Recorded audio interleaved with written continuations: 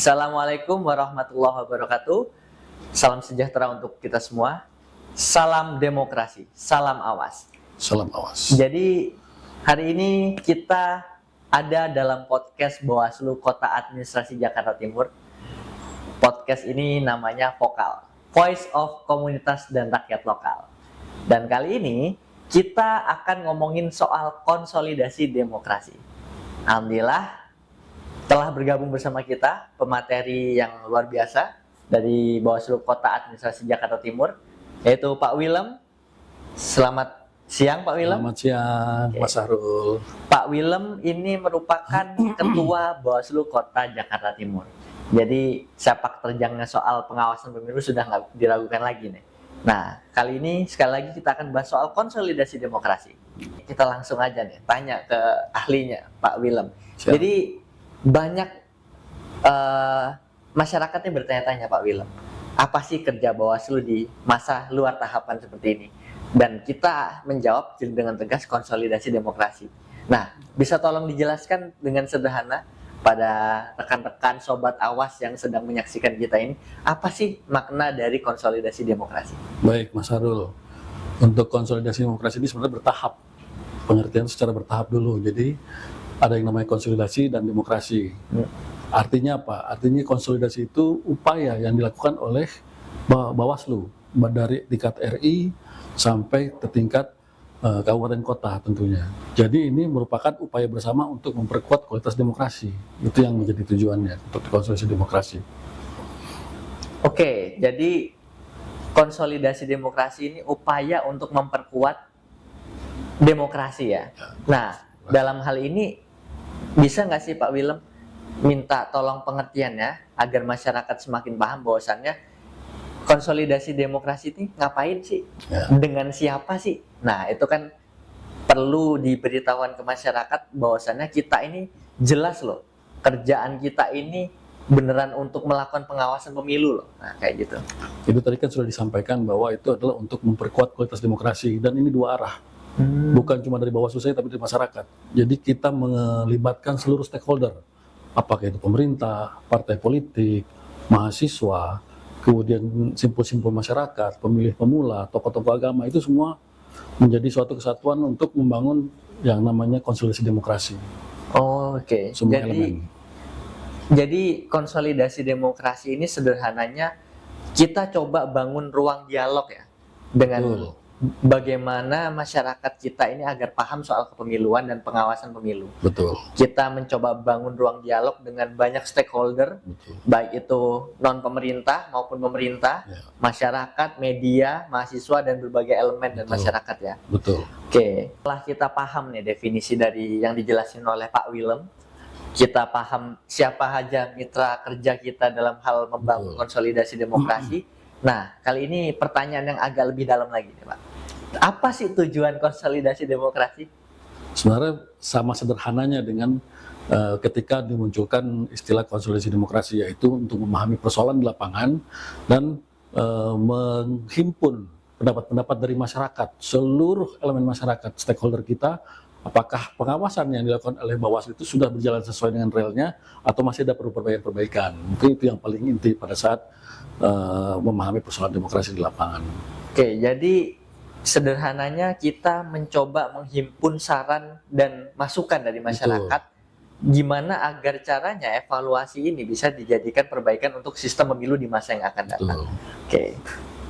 Jadi selanjutnya nih Pak, pertanyaan yang paling penting juga, ini kan evaluasi ya. Evaluasi itu butuh output. Betul. Nah, output apa sih yang diharapkan oleh masyarakat? Begitu juga Pak Will nih sebagai ketua. Nah, kira-kira output apa yang kira-kira ingin dicapai di sini? Tentunya kalau bicara output itu adalah kesadaran berdemokrasinya dari masing-masing orang, masing-masing pihak yang punya hak untuk menjalankan hak demokrasinya. Nah, khusus untuk Bawaslu ya tentu juga sama untuk mengawal hak-hak tersebut. Jangan sampai kemudian ada kecurangan atau disalahgunakan. Sehingga paling berpikir sederhana itu potensi-potensi yang rawan di paling bawah adalah hak demokrasi dasarnya.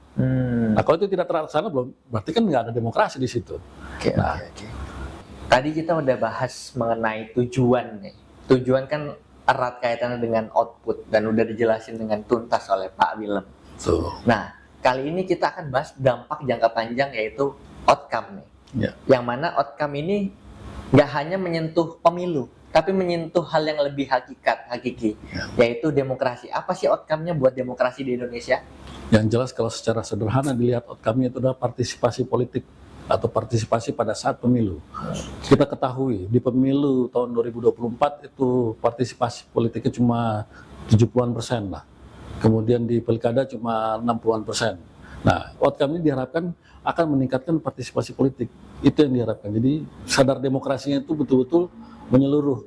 Tidak cuma sekedar ada pelanggaran, tapi mau untuk melaksanakan hak politiknya, itu yang ditunggu sebenarnya sebagai outcome. Oke, jadi gini teman-teman. Outcome itu harus menyentuh hal yang lebih hakiki. Dan hal yang hakiki dalam demokrasi adalah menjaga agar ruang publik itu tetap hidup. Nah, di sini kita berusaha menghimpun setiap aspirasi itu untuk nggak hanya memperbaiki pemilu, tapi juga memperbaiki sistem demokrasi lebih lanjut. Oke, selanjutnya ini nih yang jadi pertanyaan. Kenapa harus di luar tahapan? Kenapa nggak sekalian pas tahapan? Kalau di dalam tahapan, repotnya bukan main. Kita belum selesai dengan tahapan yang satu, kita sudah harus mengerjakan yang bukan tahapan di posisi lainnya. Nah, itu apalagi sumber daya kita kan kurang. Jadi tentunya di proses-proses tahapan ini yang sebenarnya bisa melakukan evaluasi, melakukan pemetaan, kemudian melakukan tindak lanjut progres program-program yang sudah ada. Nah, tentunya itu akan menghasilkan outcome tadi yang kita harapkan. Oke, jadi sederhananya kenapa di luar tahapan? Ya karena justru pengawasan yang terbaik itu lahir jauh-jauh hari ya. Nggak langsung instan di masa tahapan yang mana nanti kita akan disibukkan dengan hal-hal yang lebih krusial lagi. Jadi perlu dibangun dari jauh-jauh hari, temponya sejak sekarang ya. Oke, jadi dalam konsolidasi demokrasi ini, isu aktual apaan aja sih yang harus menjadi perhatian? Terkhusus di daerah Jakarta Timur. Jadi isu apa yang harus kita gaungkan, harus kita tangkal misalnya? Monggo dijelaskan. Baik, kita kembalikan dulu ke kata demokrasi tadi, bahwa salah satu pelaksanaan demokrasi itu di Indonesia adalah pelaksanaan pemilu. Jadi pelaksanaan pemilu ini tidak akan berjalan sesuai dengan aturan perundang-undangan kalau tidak ada badan pengawas pemilu. Jadi harus dibentuk badan pengawas pemilu untuk mengawasinya. Kemudian dalam perkembangannya banyak kecurangan terjadi, ya kan? Badan pengawas pemilu jadi bentuk karena banyak terjadi kecurangan sebelumnya di pemilu-pemilu yang sudah pernah dibuat di Indonesia. Nah, beberapa kecurangan itu bentuknya adalah pelanggaran-pelanggaran. Yang pertama misalnya politik uang, gitu kan. Kalau di Jakarta Timur tentu banyak masuk aduan ya sebenarnya, banyak masuk laporan tapi sedikit yang bisa dibuktikan. Jadi yang pertama itu politik uang, tentunya ini bagian dari kecurangan atau pelanggaran yang harus kita tekan. Kemudian ada juga yang namanya disinformasi dan hoax, itu memang berkembang sangat-sangat cepat di media sosial. Bahkan dari yang paling tua sampai yang paling muda itu baca gitu. Jadi disinformasi ini sangat berbahaya untuk jika dibiarkan gitu. Oke, jadi terkait konsolidasi demokrasi ini, dua isu utama ini ya di Jakarta Timur, yaitu terkait politik uang ya. Tentunya ini berkaitan dengan gimana caranya mencegah nanti ya. Betul. Agar politik uang itu tidak terjadi, dan sebagaimana itu harus digunakan atau dioptimalkan peran Bawaslu ya. Betul. Sebagai penangkal politik uang. Lalu yang kedua sebagai penangkal hoax ternyata di sini. Jadi kita harus rajin melakukan cross check fakta ya, terutama ya. Betul. Karena di era media sosial ini informasi yang beredar tuh sangat cepat, sangat banyak, sehingga kita kelelahan dalam memilah dan memilih informasi mana yang akurat dan benar. Betul. Oke. Selain dua isu tadi Pak Wil, apa lagi yang harus jadi concern kita untuk membenahi demokrasi dan menggerakkan masyarakat untuk mengajak masyarakat berpartisipasi memperkuat demokrasi? Isu apa nih yang harus kita perbaiki, atau apa masalah yang harus kita cari solusinya? Nah, bisa tolong jelasin lagi isu apa? Nah, yang berikutnya mungkin adalah isu terkait netralitas aparatur ya. Tapi kalau di Jakarta Timur sih sebenarnya nggak terlalu banyak thread ataupun aduan yang masuk terkait netralitas aparatur. Kemudian yang berikut juga atau keempat adalah penggunaan fasilitas negara. Ya bisa saja fasilitas-fasilitas negara seperti kantor-kantor ataupun juga institusi pendidikan atau rumah ibadah itu sebenarnya memang bagian-bagian yang tidak perlu bagian dari kecurangan yang dilakukan oleh peserta-peserta pemilu. Mungkin itu yang jadi isu.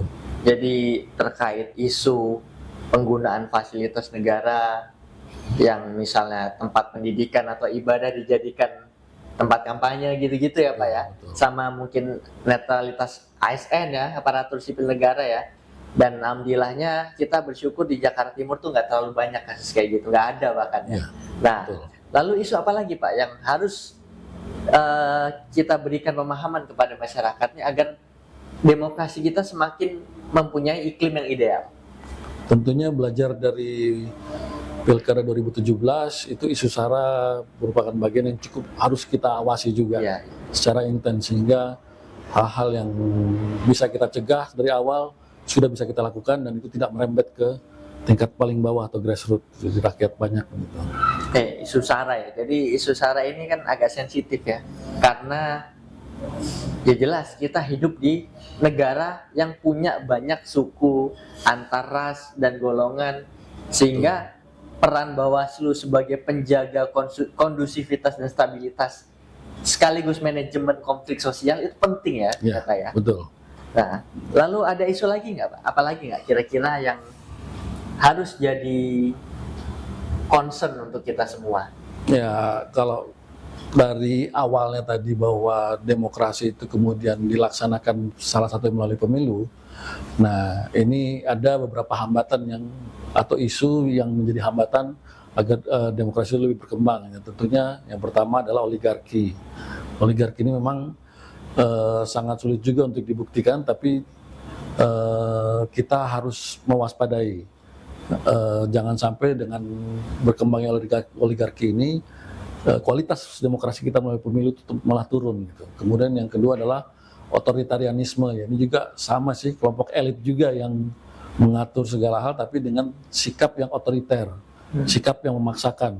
Jadi kebebasan rakyat untuk bersuara maupun media ataupun saluran kanal-kanal yang menginformasikan terkait demokrasi itu ditutup.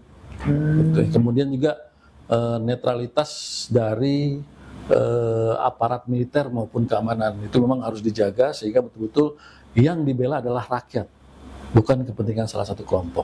Mungkin itu isu-isunya. Jadi konsolidasi demokrasi ini juga tujuannya gimana caranya agar hak dasar warga negara nih terkait kebebasan sipil itu tetap dijaga. Betul. Oke, keren.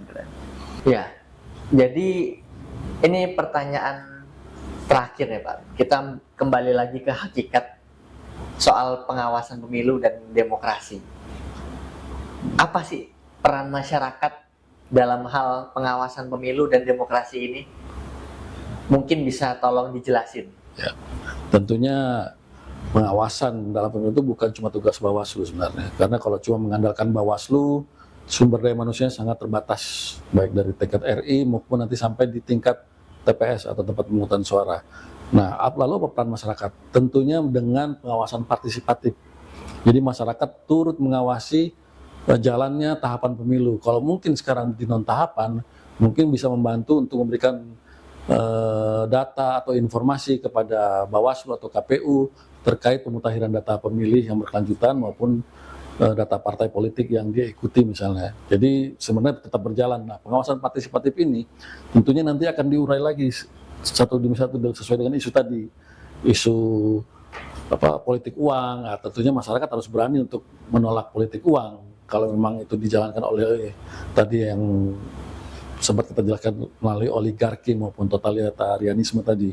Kemudian jangan menyebarkan informasi itu langsung tanpa cek and recheck gitu kan. Jadi dicek dulu mungkin ke KPU atau ke Bawaslu atau ke badan lain yang bisa memberikan informasi yang jelas dan dapat dipercaya, dan juga dengan mengikuti giat-giat yang sifatnya membantu pengawasan kita, apakah itu diskusi politik atau bisa juga sering-sering datang ke Bawaslu kalau mau main boleh sambil diskusi-diskusi. Dan yang paling penting adalah pada saat nanti di tahapan harus berani dalam melakukan pelaporan jika ditemukan dugaan pelanggaran. Oke. Harus berani. Betul, betul.